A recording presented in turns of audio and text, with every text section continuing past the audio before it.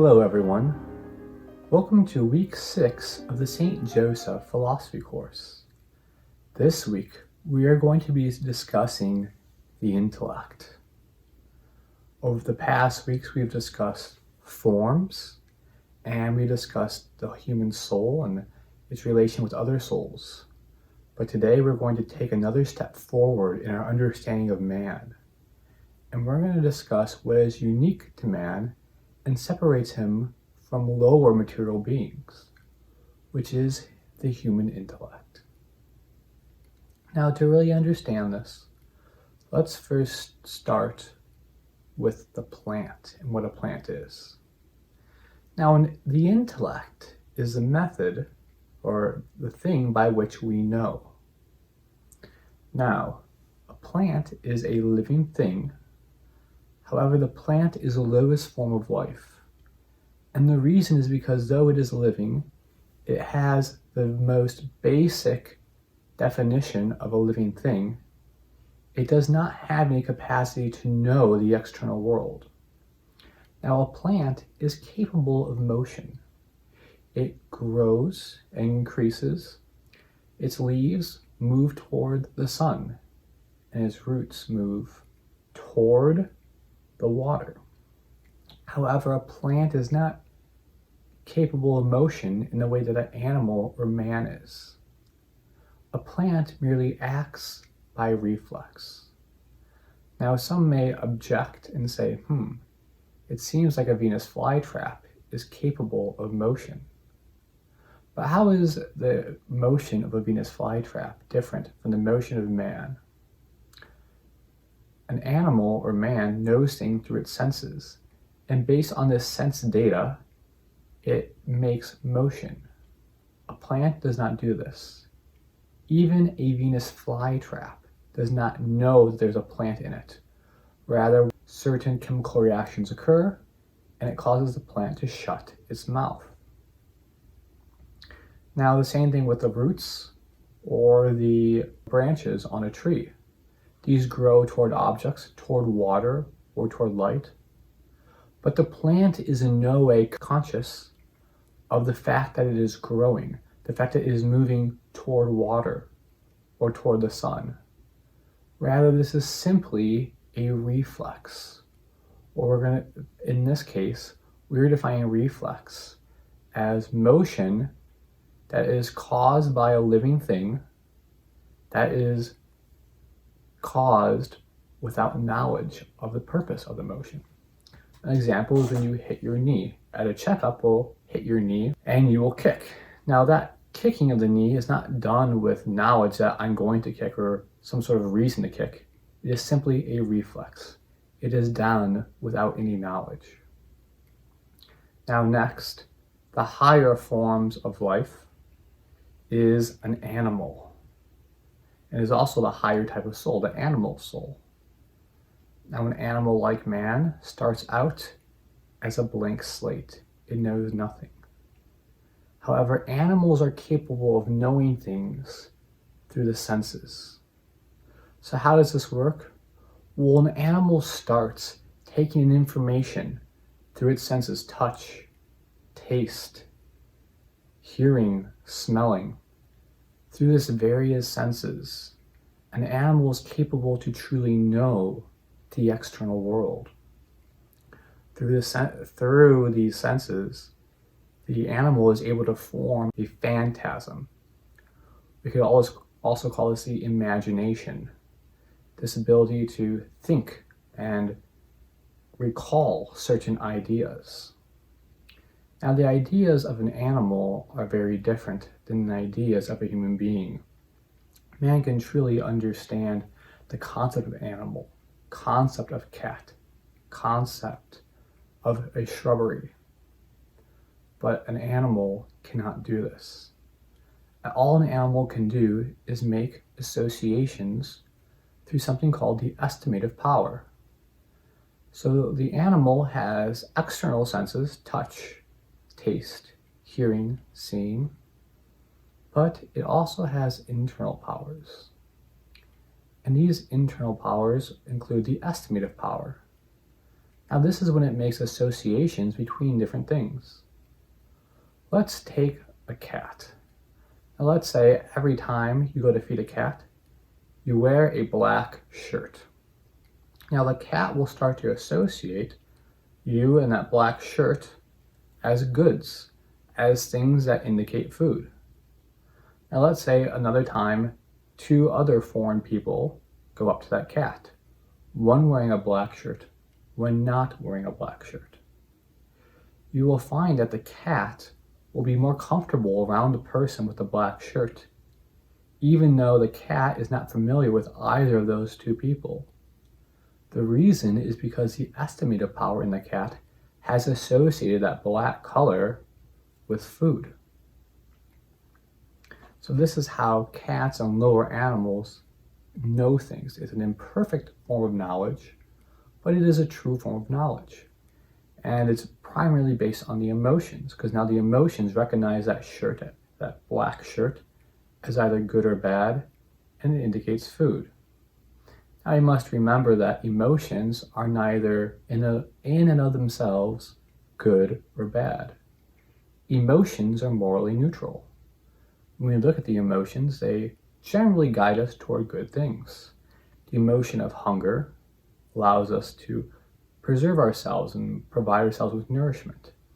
And the emotions for the sexual desire allows us to be fertile and multiply. And these govern the lower animals, and they are truly guided by the emotions, because animals only have this lower capacity of emotions and they cannot think. When a man, a human being, is living their life from emotion to their emotion, and they're not guided by reason and doing what reason says they ought to do, we analogously say they're behaving like an animal. So really the key that separates the animal from the man is its ability to know the forms, these concepts, these ideas. All right, next we have man. So man, according to the philosophers, is a rational animal. So he has perfections of the plant. He has the ability to have reflexes. When you hit his knee, he will kick. He has the lower emotions. He certainly has desires for food and nourishment. But man also has an intellect. Man can know and comprehend the world around him. This knowledge of forms allows man to not just be attracted to things, but to think and contemplate. Not just what do I want to do, but what I ought to do.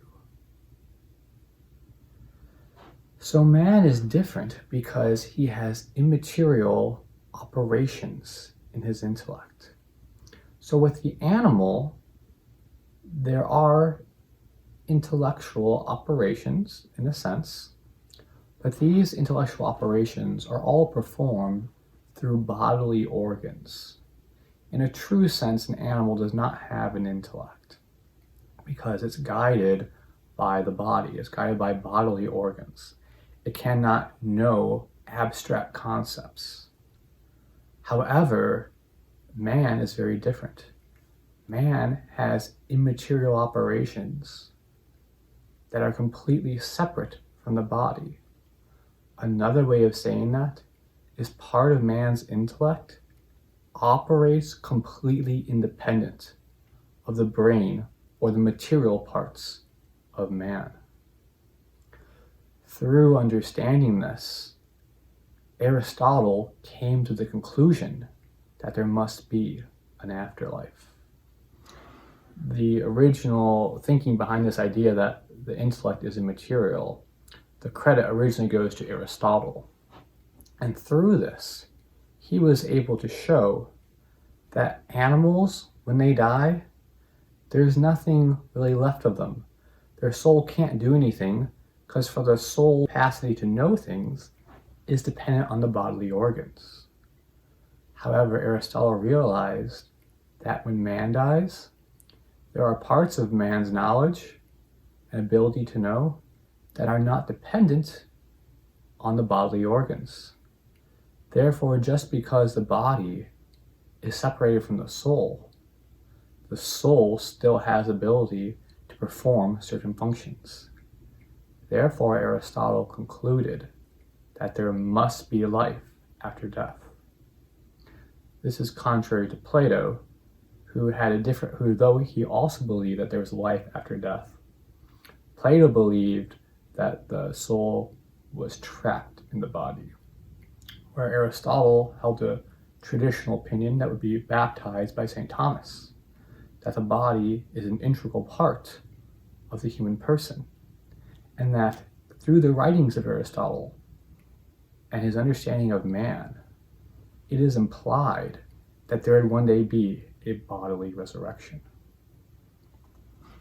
Now, let's look at a chart of man and get a fuller understanding of how these operations of the intellect function.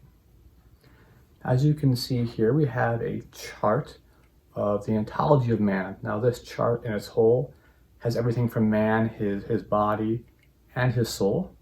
Is thanks to Father Ripperger. The chart is taken from Father Ripperger's book on psychology, The Introduction to the Science of Mental Health. But we're just going to focus on the part that is concerned with man and his ability to know. So we're going to start with the five senses. Remember, the five senses, sight, hearing, smell, taste, touch, these are the external senses. Without this, man is just a blank slate. He knows nothing.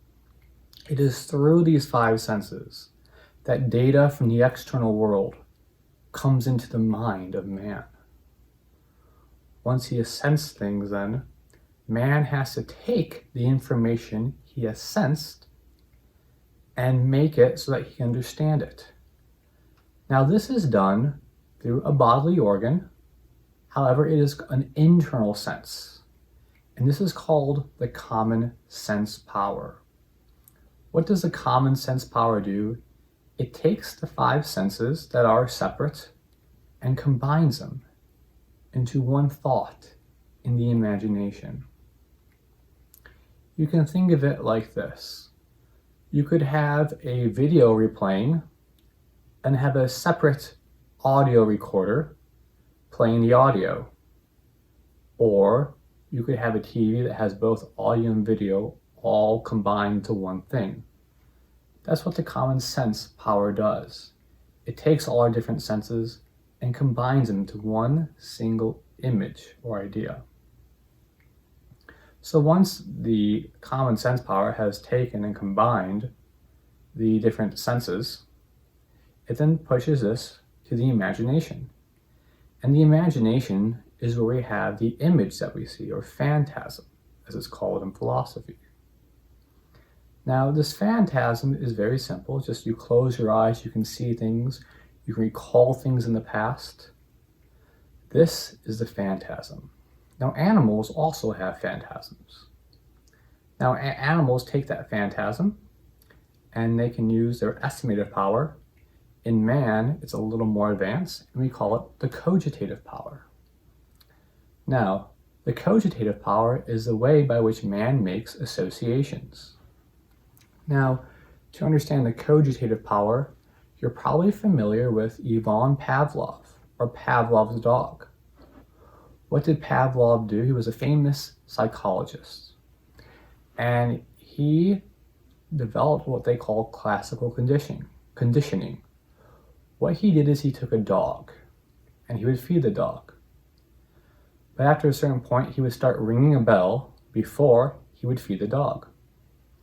And what he found is that after he had done this enough time, without feeding the dog, just by ringing that bell, the dog would begin to salivate because the dog associated that bell with being fed. Now, this is a product of the cogitative power. What the cogitative power does is makes associations. Because that bell signifies food, we start to associate that bell as a good thing, and we associate that bell with food. The same is true with bad things. If as a kid you had a bad experience with a scary movie, a famous example for a lot of people is the Jaws series. And when they saw the movie Jaws, they would go into water and they'd be scared because they were horrified by this movie. That irrational fear of water comes from being trained by the cogitative power, because the cogitative power now associates water with danger. Another example given by Father Ripperger of the cogitative power can be with same-sex attraction in women. As we know, women are more emotional creatures, and we could say they have a stronger cogitative power. This is not a bad thing. This is actually a perfection, and it assists them in raising children. The Thomists would actually say that women are superior at raising children because they were made that way by God in their emotional state. Now, because they have a stronger cogitative power, if women undergo certain abuses by their boyfriends or husbands, they can start to associate men as something bad and harmful. And after this has happened enough times, women can kind of somewhat lose their attraction to men because they seem as bad or evil, and let their sexual attractions guide them to something else other than men. This is not necessarily the only possibility for lesbianism, but it is one example of how this can occur.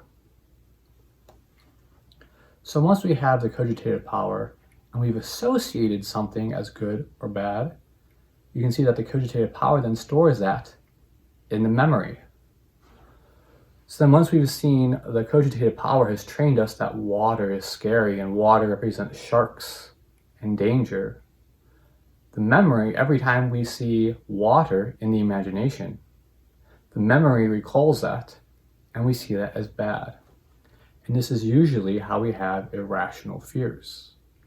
And a lot of times, irrational fears of things can be removed by working with the cogitative power and realizing that this thing that we perceive as bad is actually not bad and not something we ought to be scared of. All right, so you can see how a basic understanding of how the intellect works for animals. Now we're going to look at the intellect insofar as unique to man. Now what we discussed so far is only man insofar as he is like the animals. However, we wish to discuss man insofar as he is unique to man. And that is by understanding the immaterial parts of man's intellect. So you look on the top left, you'll see something called the agent intellect. Now, once we have these pictures, these ideas in our intellect, in our phantasm, or imagination as the diagram says, in order to understand them, we need something that can abstract the forms. This is called the agent intellect. And what the agent intellect does is it finds those forms in our phantasm and it abstracts them out and then puts them in the possible intellect. This is what completely separates us from animals. Now, the possible intellect stores that form, because all the agent intellect does is abstracts out the form. The possible intellect takes those concepts and ideas or forms and it compares them with each other. So through the possible intellect, we can see this is a dog and this is a cat. They are not the same, but they are similar insofar as they are animals. And we can look at a plant and say this is a plant. It is different than the cat and the dog because it's not an animal, but it is the same insofar as they are both living things. This is the power of the possible intellect. Now, through this process of comprehending the form, we are able to know the four causes, such as the end, the purpose of something. Without understanding this purpose, that things have an end, we cannot make moral decisions. Because our moral decisions are all about doing something that is either our desire or someone else's desire. And only by understanding the purpose of something can we choose how we ought to do something. So understanding these forms is necessary for us to have a will and to know the good. Understanding these forms allow us to reflect and see why things are good for us. See how these things are beneficial. The good are those things that are pleasing to us. I remember there's short-term good, which is something that maybe is good in this sense but bad in another sense. And there's long-term goods, which sometimes have bad things to them. They can be arduous and be hard to achieve. They can require suffering, such as the cross of Jesus Christ. However, we realize that the ultimate goods are worth their sacrifice. So from this you can see how the intellect works, how the intellect of man is completely different from an animal or a plant. Now there are people that try to say that artificial intelligence is something that can be produced. Really, this is a sin of superstition. What is superstition? Superstition is to believe that something can be caused by man when it can only be caused by God. So in the case of the intelligence, you need an immaterial intellect. Man cannot make an immaterial intellect by rearranging parts. Therefore, we can say that artificial intelligence, belief in that, is part of superstition. Let's go a little bit deeper into this idea of artificial intelligence. So we have this concept of the immaterial intellect. But what is possible with artificial intelligence? So you can have a computer that can do mathematics. It can do mathematics far quicker, far better than a human brain can. But it doesn't matter how well it can do those mathematics, because a computer cannot understand concepts or forms. Without that immaterial ability to grasp concepts, a computer, no matter how fast, will ever be able to compete with man. So you can see how this idea of artificial intelligence is completely untenable. And the reason is because in order to create immaterial intelligence, you need something that has the power to create something from nothing. All right, now we're going to take a quick look at Star Trek, The Next Generation. And they're going to be trying to argue that this character, Data, who's an android, is a living human being, or at least a living thing that can know the external world and that is worth preserving because he is in some way equal in dignity to humanity. All right, so we've looked at Star Trek The Next Generation, and they have outlined some of the problems. They talked about how ultimately what they're trying to discover is whether or not Data has a soul. And she even says this is to be determined by the philosophers and the saints. Now, in their whole debate as to whether or not Data has a soul, we see things that are actually irrelevant. there's a part where they ask Data to bend the really heavy object. And their point is that a living thing couldn't do this. Only a machine could. But really, Data's capacity to bend something really heavy in no way proves that he is not living.